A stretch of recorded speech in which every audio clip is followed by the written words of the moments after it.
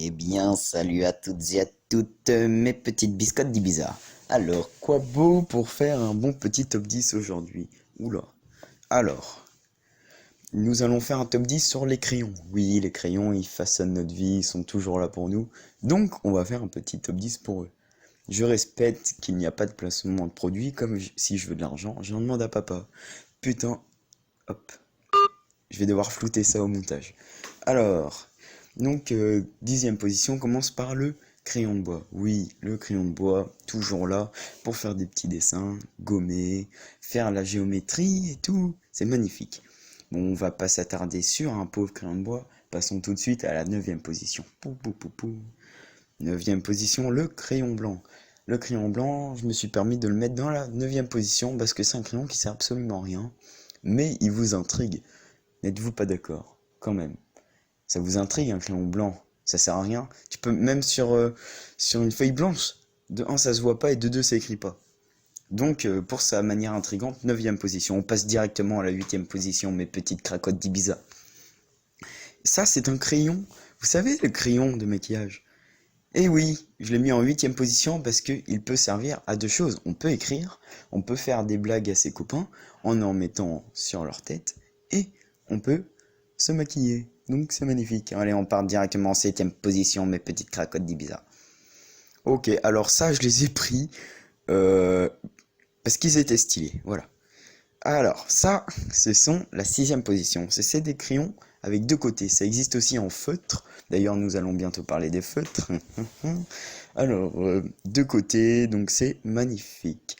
Passons à la position suivante. Le crayon Bic simple. Ah, ce fameux crayon Bic. Quand vous n'avez pas de crayon en cours, vous demandez un crayon, on vous donne forcément ça.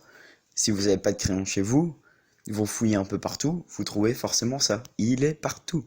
C'est comme les Chinois m'amènent. Les Chinois, pardon.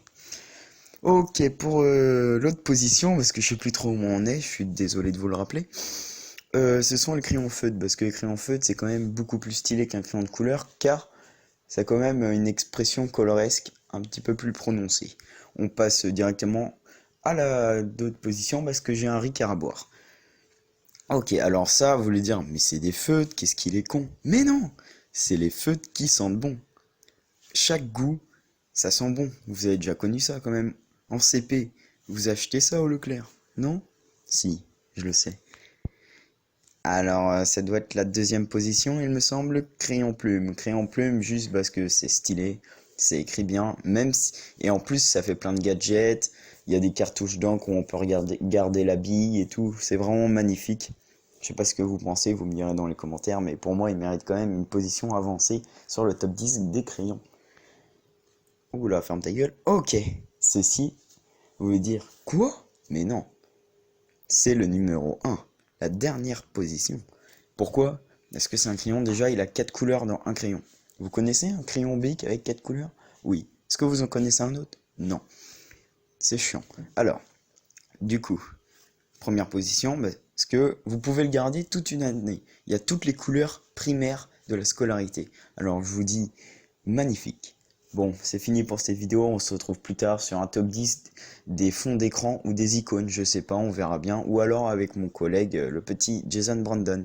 Allez, la bise mes petites crapotes d'Ibiza.